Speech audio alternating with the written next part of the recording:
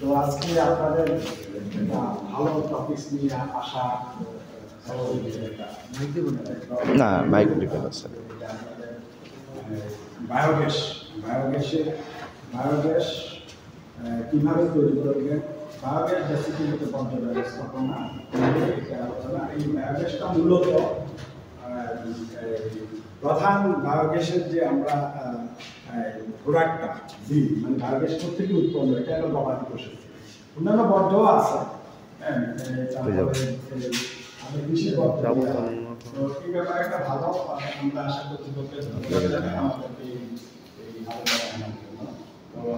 আমি ডাক্তার জ্যোতির্ময়, যারা প্রাণী সম্পদ কর্মকর্তা চাঁদপুর, চিনেন কিনা জানি না, আমাদের আছে আমাদের চিনে। আর এখানে 1 বছর 2 মাস হয়েছে। আমি ফরিদগঞ্জে 6 বছর চাকরি করছি। আমি 3 বছর চাকরি করি। আমার বাড়ি ফরিদপুর জেলা, আমার চাকরি 3 বছর আছে। আমি ফরিদগঞ্জ থেকে কক্সবাজার, কক্সবাজার থেকে ফরিদপুর, ফরিদপুর থেকে চাকরি এগুলো আমার ট্রান্সফার করতে পারি, কিন্তু চাকরি আছে 3 বছর, জাস্ট 3 বছর। 2027 সালে ডিসেম্বর মাসে 2027 সালে ডিসেম্বর মাসে চলে গেল। তো আজকের টপিকস যেটা আমাকে দিয়েছে খামার ব্যবস্থাপনা। তো ফ্যামিলিতে যারা থাকে তারা সব কিছু মোড়ল দেন, খামার কিভাবে ব্যবস্থাপনা করতে হবে, কীভাবে বাঁচতে হবে, সব কিছুই তাদের ভালো হবে। কিন্তু আমাদের খামার ব্যবস্থাপনার উন্নত করাটা কীভাবে, এটা আপনি যত প্রশিক্ষণ না নিবেন, আপনি এটা আপডেট করতে দিলে পাবেন। এখন আমি তো জানি গরু তো পালি, লাভজনকভাবে পালি, কিন্তু আমার আর কিসের থেকে, কিন্তু এই খামার ব্যবস্থাপনা একটা উত্তম চর্চা আপনাদের আছে।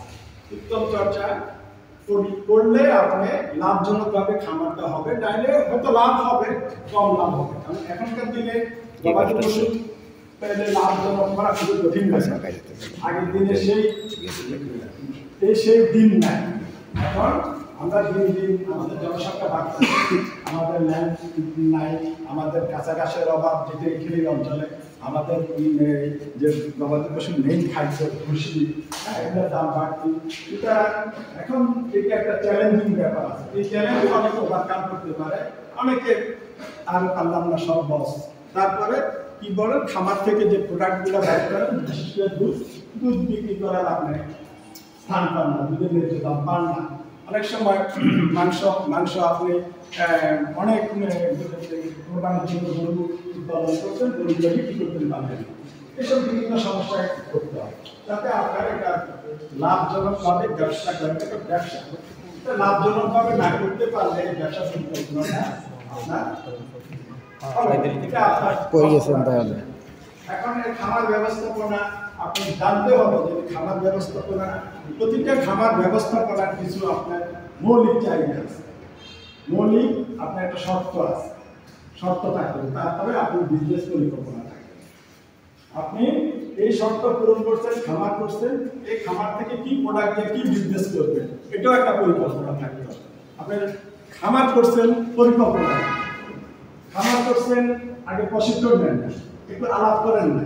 হ্যাঁ, আপনি আসলেন রেজিস্ট্রেশন করার জন্য, আপনি লোন নিলেন, টাকা নিলেন, আমাদের কাছে আসেন, খামার রেজিস্ট্রেশন করি। রেজিস্ট্রেশন করলেন, আমরা হয়তো কোথাও হয়তো টাকার জন্য বা ইয়ের জন্য বাসার থেকেও টাকা নেবেন, ওনার রেজিস্ট্রেশন আছে, লাইসেন্স আছে, এগুলো আপনার না দেখলে এখন খামারে কেউ টাকা দিতে চায়, কোনো লোন আপনি করতে পারবেন। টাকা তো চায় না, আপনারা হয়তো রেজিস্ট্রেশন চান না, টাকাটা দেন, কিন্তু ব্যাংক থেকে কোনো টাকা নিতে হলে আপনাকে খামার রেজিস্ট্রেশন করতে হবে। খামার রেজিস্ট্রেশন করতে হলে তখন আমরা আমাদের যে কর্তৃপক্ষ, আমরা খামারটা এভাবে রেজিস্ট্রেশন করি না। আপনি আসছেন, টাকা জমা দিবেন, রেজিস্ট্রেশন হয়ে যাবে না। হ্যাঁ, এটা আমরা দেখবো, তদন্ত করবো, এটা আপনার যে জৈব নিরাপত্তা ঠিক আছে কিনা, বায়োসিডিক জৈব নিরাপত্তা ঠিক আছে না, খামারটা আপনাকে অর্গানাইজ প্ল্যানে করছেন কিনা, খামারের বর্জ্য নিষ্কাশন ব্যবস্থা ভালো আছে, বর্জ্য নিষ্কাশন ব্যবস্থা এবং খামারটা এইখানে যে খামার বায়োসিকিউর ঠিক আছে না, খামারে আদৌ কোনো কমপ্লেন থাকবে কিনা, পরবর্তী কোনো কমপ্লিকেশন হবে কিনা, জটিলতা হবে কিনা, এইসব দেখে যদি ওকে দেখি তখন আমরা রেজিস্ট্রেশন দেবো। আমরা খামার যতই সুন্দর হোক, আপনার যদি বায়োসিকিউরিটি এবং বর্জ্য ব্যবস্থাপনা ভালো না থাকে আমরা একটা রেজিস্ট্রেশন দেবো। তখন আপনি ভিতরে আমার তো গরু আছে আপনি করবেন না, কিন্তু আমরা করবো। কারণ এটা এখন প্রধান শর্ত। এখন আমাদের বিদেশে আপনারা আমরা এখন অনেক পিছিয়ে আছি। বিদেশের একটা খামার পরিবেশ বান্ধব কিনে, পরিবেশ বান্ধব কিনে ওটা দেখেন। আপনি খামার থেকে মিথেন থেকে পরিবেশ দূষণ করবে কিনা, কার্বন ডাইঅক্সাইডের মাত্রা বাড়িতে পরিবেশ করবে কিনা, এই সিকিউরিটি না থাকলে ওটার খামার পর্যায়ে খামার করতে পারবে না। তাহলে পরিবেশ বান্ধব খামার করতেই হলে আপনাকে শুধু ওই ঘর একটা করছেন, আছে আপনার সবকিছু আছে, গরু আছে, আপনার জায়গা আছে, শুধু এটাতেই থাকলে হবে না। আপনার এই বর্জ্য ব্যবস্থাপনা, বর্জ্য নিষ্কাশন ব্যবস্থাপনা ভালো আছে কিনা ওটাকে আপনি, এটা বিদেশে অলরেডি অনেক আগে 20-30 বছর আগে খামারের বর্জ্য নিষ্কাশন ব্যবস্থা, বর্জ্যকে আপনি কিভাবে কি করতেছে, এটা কি পরিবেশ দূষণ করতেছে, এটা কি কারো নামাতে চলে যাচ্ছে কিনা। হ্যাঁ, আপনি যদি না আমার একটা ধান খেত আছে, ধান খেতে ওষুধ চলে যেতে আমার খেত আমার জন্য এটাও হবে না, এটাও হবে না। হ্যাঁ, এটার থেকে অনেক কিছু হতে পারে, অনেক সমস্যা হতে পারে। এর থেকে কম্পোস্ট হয়ে মিথেন গ্যাস থেকে এটা আপনার কার্বন মানে পরিবেশে কার্বন মানে গ্রিন হাউস এফেক্টের দিকে চলে যায়, মানে এই বায়ু দূষিত করা, বায়ু গরম হয়ে যাবে এবং আপনার পরিবেশটাকে আপনার যে ব্যালেন্স থাকবে ওটা থাকবে না পরিবেশের। আপনাকে এটা কোনো না কোনোভাবে কার্বন মিশন, কার্বনটাই আমাদের পরিবেশের ক্ষতি করে। তখন আপনি কি করবেন, আপনাকে যেতে হবে যে এখানে এই কাজটা কি করা যায়, এখানে একটা বায়োগ্যাস প্ল্যান্ট করে কিভাবে এটা থেকে বায়োগ্যাস প্ল্যান্ট করা মানে কি, এই খামারটা আমরা পরিবেশ বান্ধব, এই গ্যাস থেকে আপনি জ্বালানি সাশ্রয় করতেছেন, এটা আবার এই থেকে যে বাই প্রোডাক্টগুলো পাচ্ছেন, এটা যে আমরা প্রোডাক্ট, এটা একটা সার, কত উপকার। আপনাদের কারো বায়োগ্যাস আছে? কয়জনের আছে? 2 জনের, আর কারো চালু আছে? তাহলে এই জন্য এই আশা আপনাদেরকে বলতেছে যে আপনারা এই বায়োগ্যাস প্ল্যান্টের কি সুবিধা, বায়োগ্যাস প্ল্যান্ট থেকে আপনি কি করতে পারবেন, এটা আপনাদের প্রসপেক্ট, আপনাদের ভ্যালু, এটা আপনার যদি খামারের সাথে বায়োগ্যাস প্ল্যান্টটাও যদি থাকে, এটা যদি প্রস্তাবিত থাকে, এটা খামারটাকে সমৃদ্ধ, খামারটা পরিবেশ বান্ধব। এখন আপনি খাবার ব্যবস্থাপনা করবেন, এখন খামারের যে কোনো খামারে একটা ঘর তৈরি করবেন না, খামারে একটা বাসস্থান থাকতে হবে। এবং খামারের বাসস্থান কি ধরনের বাসস্থান করবে, একটা খামারের করতে হলে আপনার যে আমাদের যেটা মনে করি যে একটা করলাম, এই একটা ঘর যে আছে, এটা তো পরিত্যক্ত বিল্ডিং, এটা কিন্তু কিছু গরু এনে রাখে, অনেকেই করে।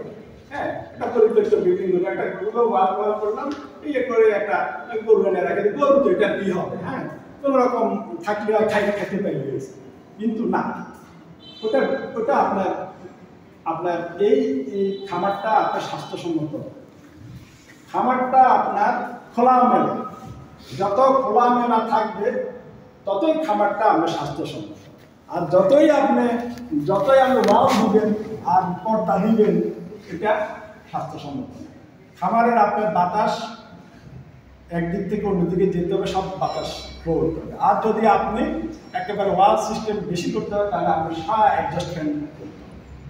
বিদেশে খামার দেখবেন খোলামেলা, কত প্রশস্ত খোলামেলা, গরু ঢুকে গরু আবার হাঁটে চলেও যেতে পারে, এবং গরু আবার আপনার খামার থেকে নিজের ইচ্ছায় আপনার বাচ্চার সাথে আবার আছে, আপনার চড়ানো জায়গা আছে, সেই চড়ানো জায়গাতেও চলে যায়।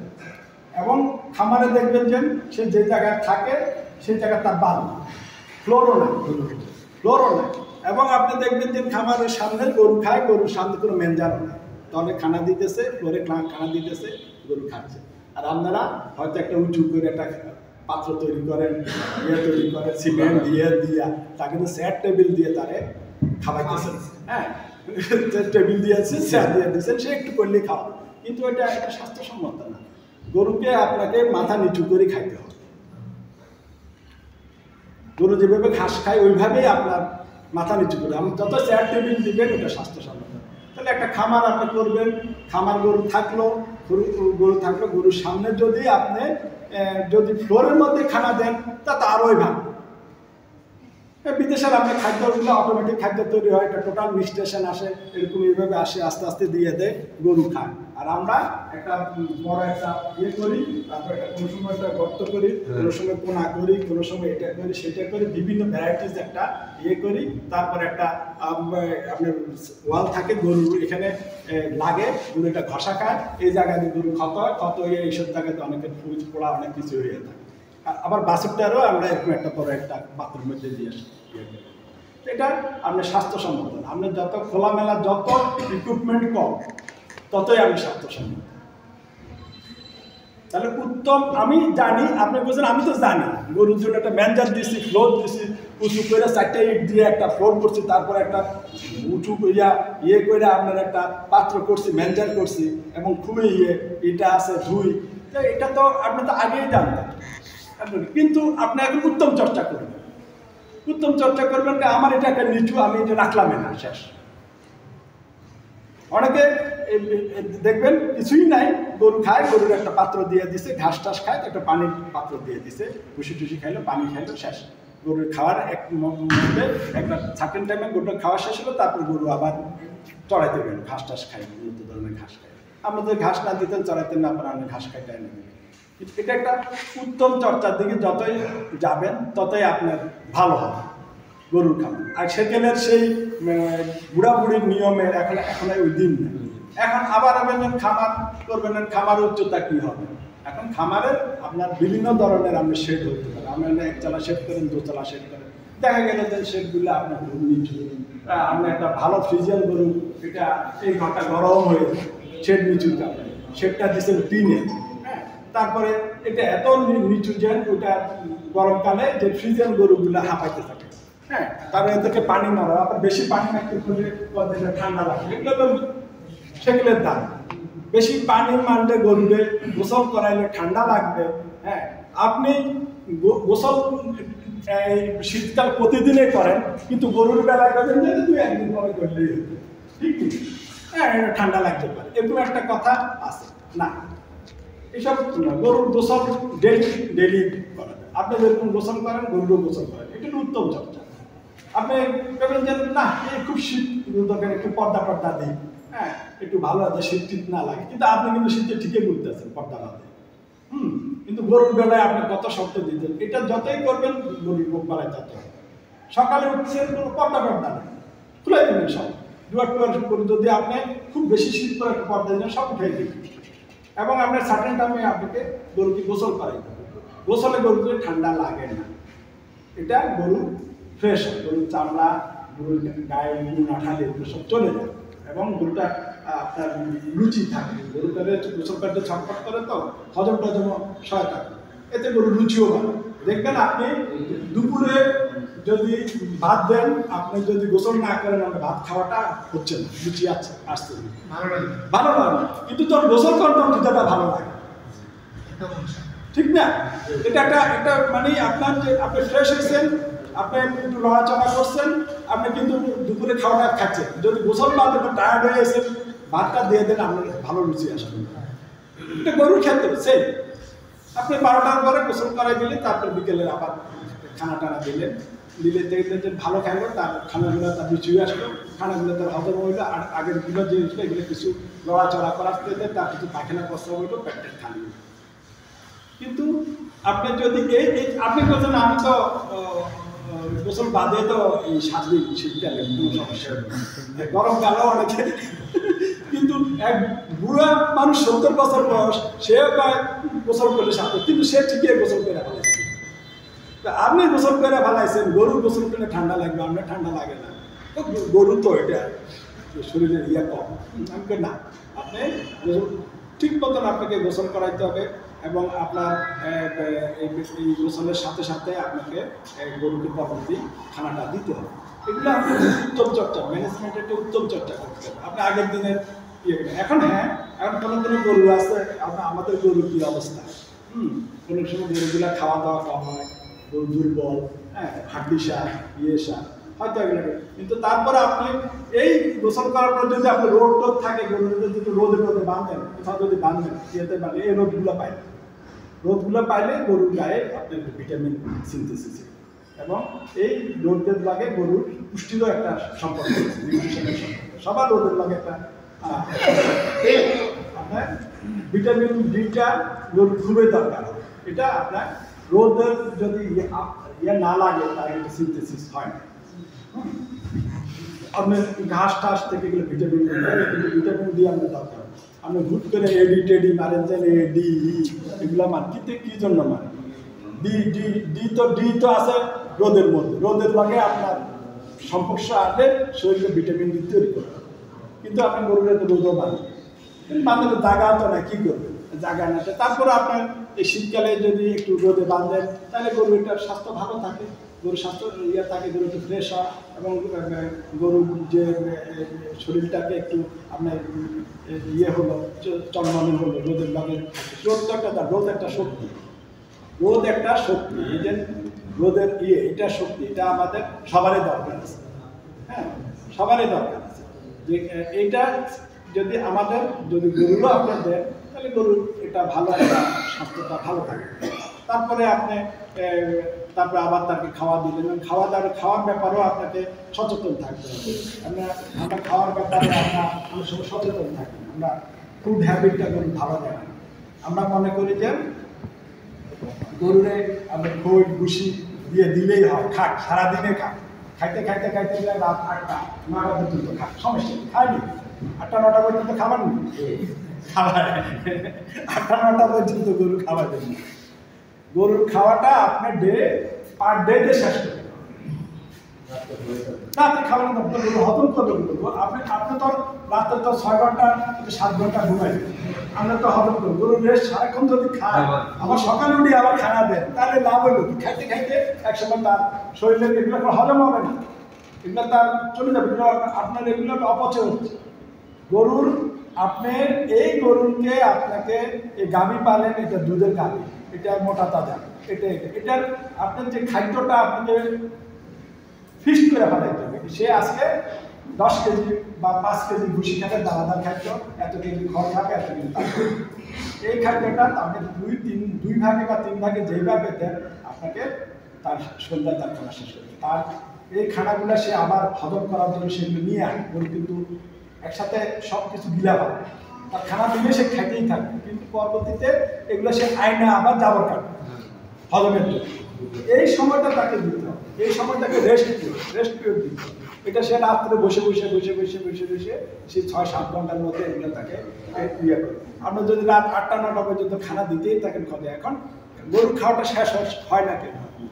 গরুর খাওয়াটা শেষ হয় না যে আমি খড়গুলো দেন, খড়গুলো কেটে দেন, গোটা খাওয়া এইখানে চাবাইতে তার চলে যায়, তার দিনগুলো চলে যায়।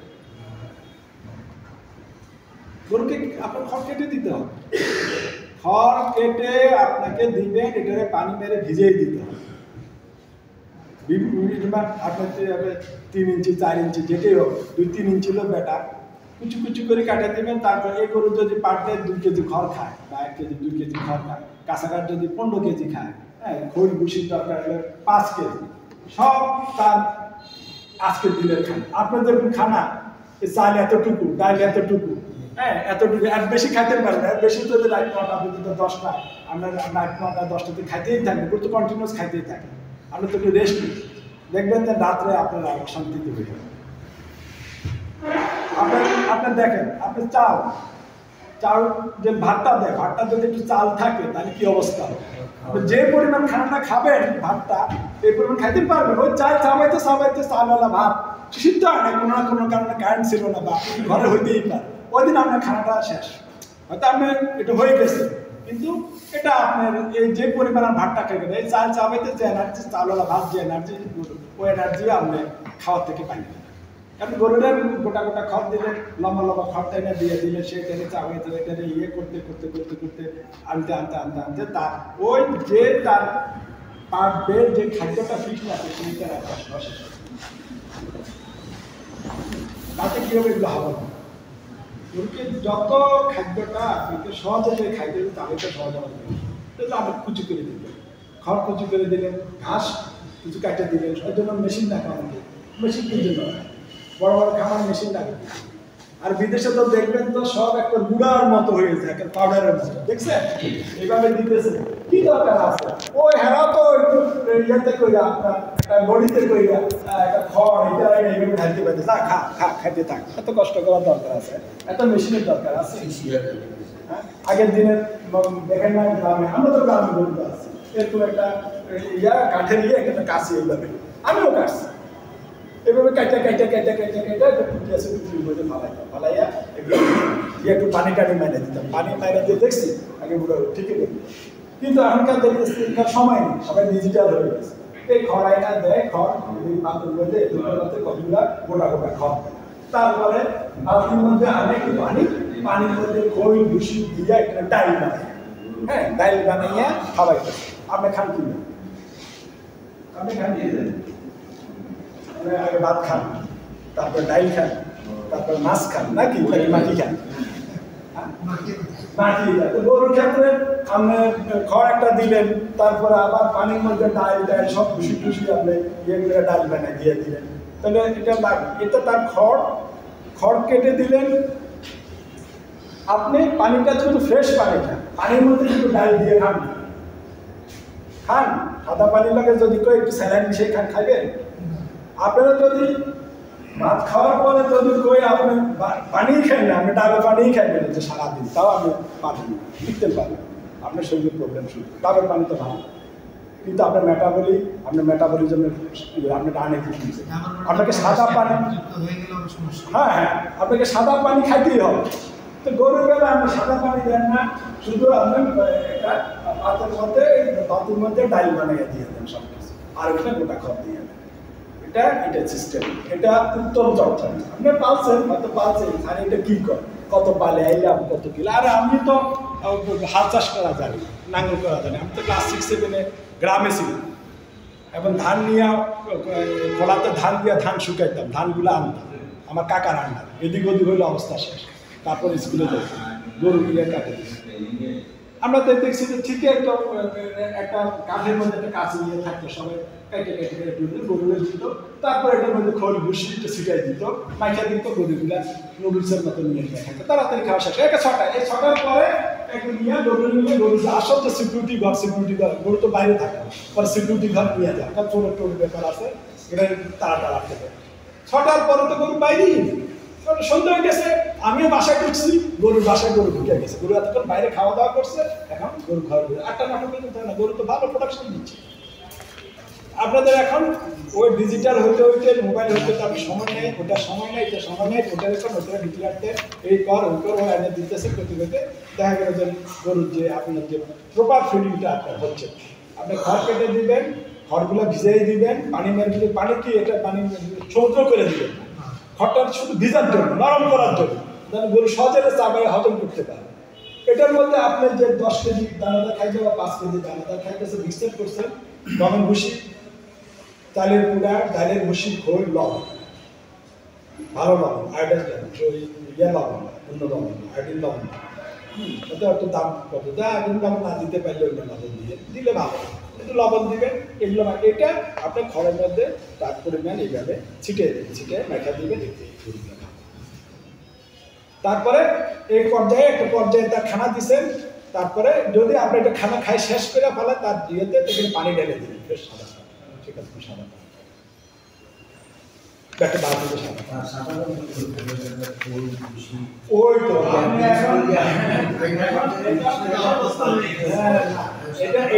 এটা উত্তম চর্চা না, আমি আগে অনেক করছি, সারা এখন কি আমরা শিখি উত্তম চর্চা করে। এটা আপনি বিদেশে দেখেন, আপনি একটা ইউটিউবে সার্চ করে আসেন, দেখেন কোথাও গরুরে খুশি খাওয়াইছে কি পাইবেন কি।